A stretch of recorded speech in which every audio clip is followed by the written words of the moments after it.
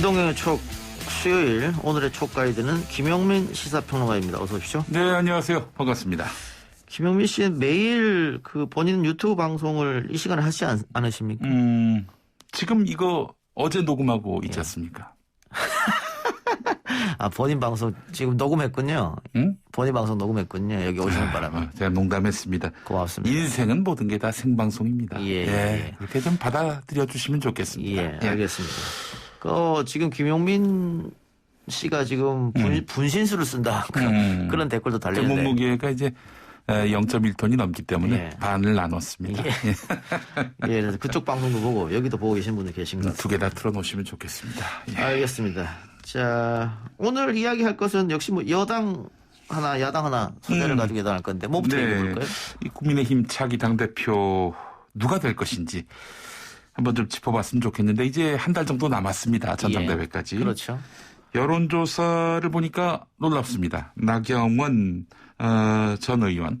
이분이 지명도가 워낙 그렇죠. 갑이기 때문에 예. 당연히 상당히 우월한 고지를 점할 것이라는 예상은 들었습니다만은 이준석 전 최고위원. 예. 놀랍습니다. 지금 그리고 주호영 전 원내대표, 직전 원내대표. 예. 이 세 사람이 지금 3강을 이루고 있는 여론조사가 나왔어요. 예. 자, 역시 인지도가 갑인 것 같아요. 여론조사상에서는 그럴 수밖에 없겠죠. 그럴 수밖에 없는데, 룰을 살펴봐야 되는데, 경선 룰이 어떻게 되느냐. 네네. 민주당에서는 9대1이었거든요. 당심과 민심. 근데, 국민의힘은 경선 룰이 7대3입니다. 당심이 7, 그렇습니다. 민심이 3. 예, 그러니까 여론조사가 30%. 그러니까 여론조사에서 아무리 앞선다고 하더라도 당심을 얻지 못하면 당대표가 되긴 어렵다. 이렇게 봤을 때 네네. 지금 이준석 전 최고라든가 김웅 의원도 또 다른 여론조사에서는 2등까지 했었거든요. 네네. 김웅 의원이나 이준석 전 최고가 실질적으로 당대표가 되는 것은 현실적으로 좀 어려워 보인다. 게다가 두 사람 예. 모두 다 새로운 보수당 출신이에요. 예, 그렇죠. 예. 그러다 보니까 당심을 얻기는 좀 어려워 보인다. 다만 지금 대체적으로 나경원 전 의원 또 주호영 전 원내대표의 양강 싸움이 되지 않겠느냐. 이렇게 봤을 때는 김웅 의원과 이준석 전 최고가 만일 청년을 매개로 해서 단일화를 한다면 그런 변수가 될 수 있지 않겠느냐.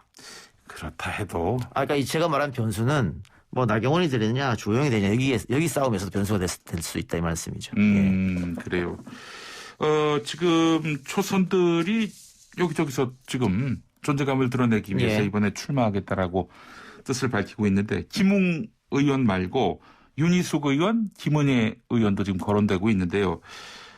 이분들은 아무래도 올림픽 정신으로 나온 거라고 봐야 되겠죠. 나온다면. 예, 국민의힘에서 우리가 선거 이기고 나서 너무 자만하는 게 아니냐. 혁신 얘기를 많이 하지 않습니까? 네네. 당을 바꾸려면 초선 의원이 많이 나오는 거 좋다. 이런 생각인 것 같은데 지금 김 평론가 이야기처럼 너무 우후죽순으로 많이 나오게 되면 어쩔 수 없이 컷오프를 해야 되거든요. 네네. 컷오프를 했을 때 그러면 중진 컷오프 하기는 어려울 거 아니에요. 그래서 이분들이 컷오프 된다면 이분들이 가능성이 있는 것이고 네. 아까 제가 모두에 언급한 역시 단일화, 초선을 중심으로 해서 단일화 이런 것도 한번 생각해 볼 수 있겠죠. 컷오프 되는 건 또 다른 불명예일 텐데 불명예일 차라리 수도 있죠.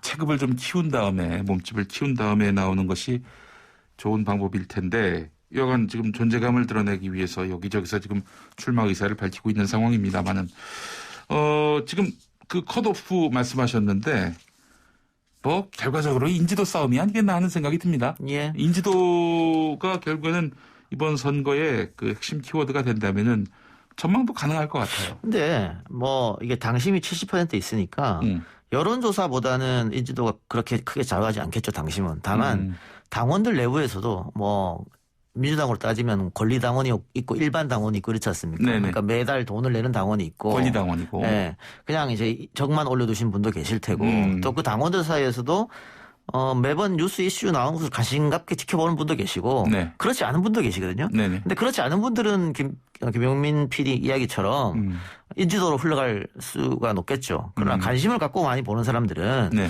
원내대표가 영남 출신이란 말이에요. 네네. 근데 당대표가 또 영남이다? 이러면 조금 문제가 있지 않겠느냐. 민주당도 결국은 원내대표가 친문이다 보니까 당대표를 비주류로 선택했단 말이죠. 네네. 그와 유사한 일이 일어날 수도 있겠다. 그런 면에서는 나경원 전 의원이 유리하다. 이렇게 보는 측면도 있어요. 왜냐하면 나경원 전 의원 같은 경우는 어쨌든 뭐 지금은 원외입니다만 수도권 출신이잖아요. 그리고 김웅이나 이준석 같은 경우에도 수도권이란 말이죠. 그렇게 해서 만일 합종 연행을 했을 때는 영남인 주호영 최고보다는 앞서가 나가지 않겠느냐 이런 분석이 있는 것도 사실입니다. 김웅 의원 같은 경우는요. 윤석열 전 검찰총장 후광 효과를 기대할 것 같아요. 예. 아무래도 또 검사 출신이기도 하고 윤 전 총장과 가까운 걸로 대외적으로 인식이 돼 있으니까 예. 말이죠. 근데 이준석 전 최고위원 같은 경우에는 일단 좀 거리가 멀어 보입니다. 두 사람 사이에 어떤 뭐 관계를 설명할 수 있는 그런 사례도 없고 또 오늘 그런 말도 했다고 하잖아요. 국내산 유구라도 되라. 한우가 되기를 바라진 않고 국내산 유구라도 되라. 외국산 소고기가 되면 안 된다. 이런 얘기를 하더라고요. 그러니까 그것도 이제 당내 역학관계 이런 걸 봐야 되는데 홍준표 복당 문제도 김웅은 원천 반대입니다만 이준석 전 최고는 또 찬성이란 말이죠. 김웅 의원은 결국에는 대권 경쟁자 윤석열의 대권 경쟁자를 한 사람이라도 죽여야 한다. 이런 의도가 읽히는 홍준표 반대가 아닐까 싶은데. 뭐 그럴 수도 있고요.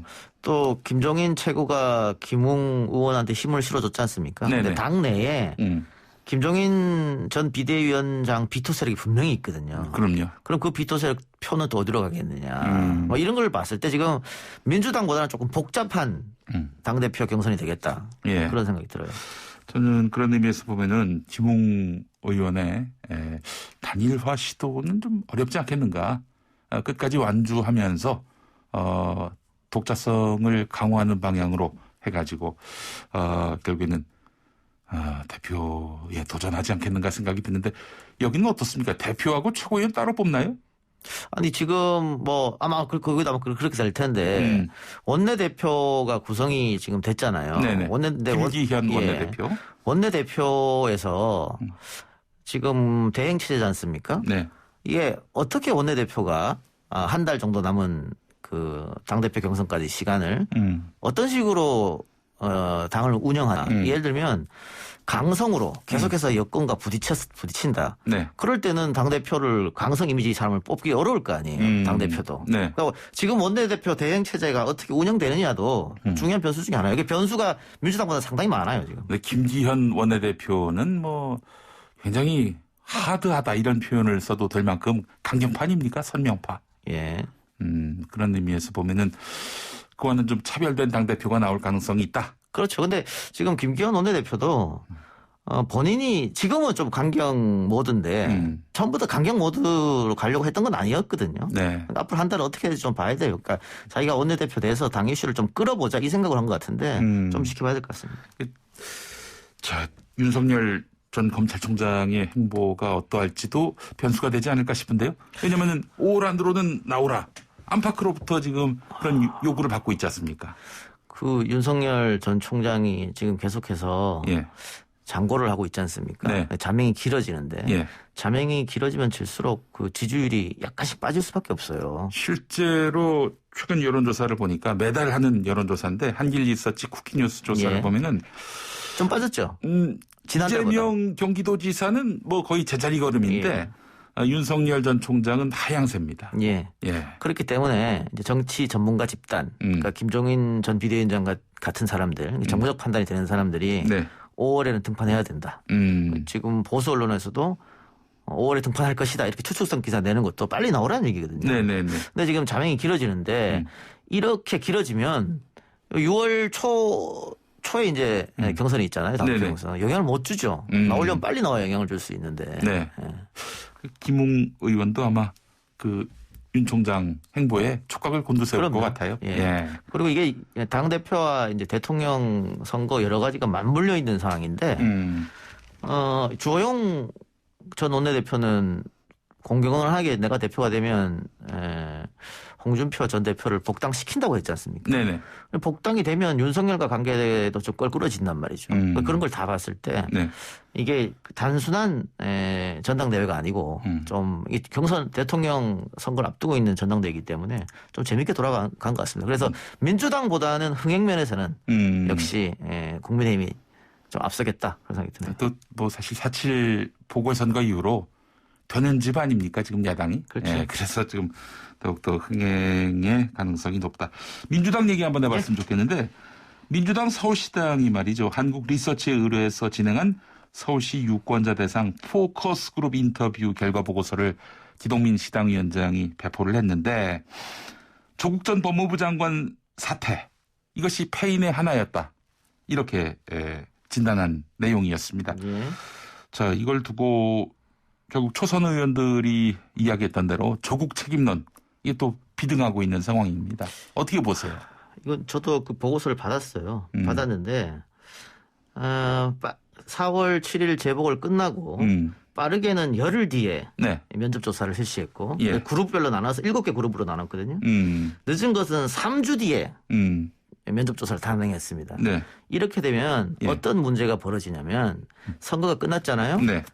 모든 사람마다 각 정당마다 그리고 언론마다 분석을 다 합니다. 네네. 무엇 때문에 국민의힘은 승리했고 무엇 때문에 민주당은 패배했다. 그때 언론들이 소환했던 인물이 또 야당이 소환했던 인물이 바로 조국 전 장관 아닙니까? 네, 게다가 민주당 초선 의원들도 조국 이야기를 했고 그것 때문에 네. 졌다고 얘기했고 예. 그러니까 제가 드릴 말씀은 여기에 참가하는 일반인 분들이 정치 고관여층이 아니잖아요. 네네. 말 그대로 일반인 분이거든요. 네. 그분들이 열흘이나 3주 뒤에 이런 질문을 받았을 때 왜 네. 민주당이 패배한 것 같습니다라고 받았을 때 네.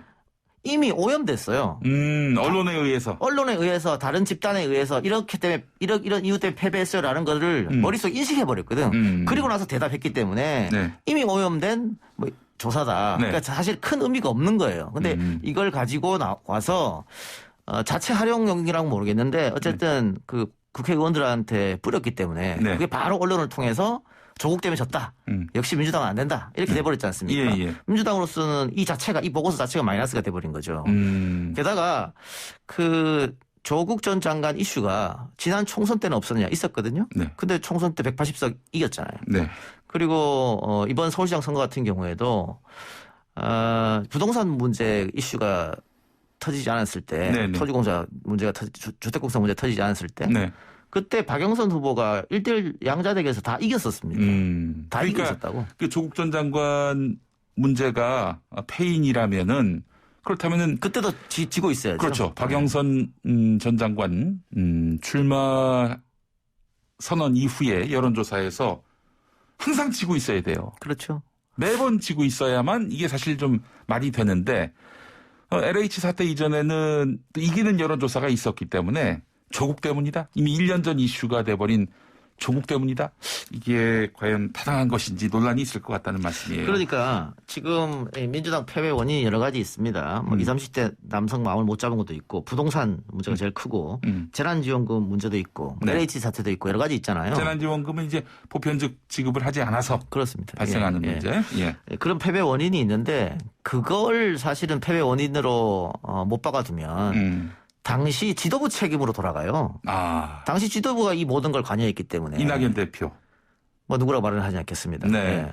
그런데 그렇게 될 경우에는 지금 대통령 경선을 준비하는 이낙연 후보한테는 치명타가 될 수 있거든요. 예. 그러면 지금 야인으로 있는 그러니까 책임론을 제기해도 마땅히 반박할 수 없는 희생양이 필요한 거죠. 저는 그래서 조국 전 장관을 끌고 왔다고 보여집니다. 그렇다면 이거는 글쎄요. 이게 뭐 정치라는 게 그런 거죠. 정도 정치인지는 또 의문을 갖지 않을 수가 없겠네요. 자, 이런 가운데 문재인 대통령이 곧 민주당 새 지도부와 티타임을 갖는다고 하는데 아무래도 장관 후보자, 논란이 되고 있는 장관 후보자 3명에 대한 이야기가 나올 것 같습니다. 대통령이 어제죠? 청문 보고서 재송부를 요청한 걸 보면은 임명할 뜻이 분명한 것 같은데 여당 내 특히 그 뭐 초선 의원들 같은 경우는 1명 정도는 탈락시켜야 한다 이렇게 얘기하고 있는데 저는 이 발언이 도대체 이해가 안 돼요.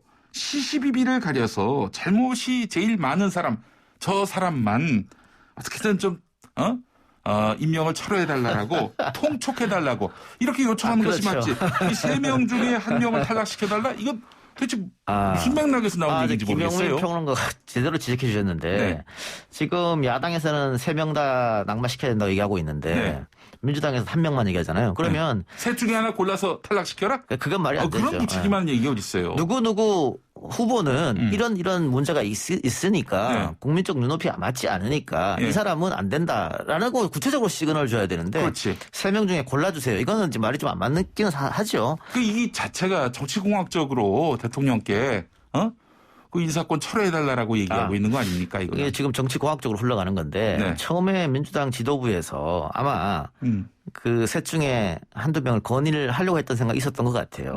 거명을 해서. 예. 네. 그런데 대통령이 그 4주년 취임 연설에서 문답하면서 굉장히 강하게 얘기했고 그리고 재송부했단 말이죠. 그래서 네. 당이 이걸 깨기 어려웠어요. 예. 어려우니까 여론이 좋지 않아졌거든요.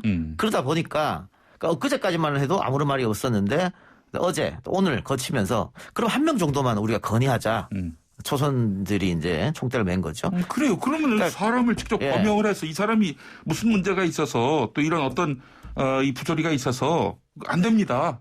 철회해 주십시오. 이렇게 요청해야 되는 거 아닙니까? 그렇습니다. 그래서 이게 정치공학적으로 된 건데 청와대도 고심이 많을 겁니다. 왜냐하면 국민의힘에서 그 3명 장관 플러스 해서 지금 총리 후보자까지 연계시켜버렸거든요. 그런데 총리 후보자를 연계시킨 것은 국민의힘의 패착이에요. 이거는 역풍 불 수 있어요. 왜냐하면 김부겸 후보가 지금 낙마할 이유가 없거든요.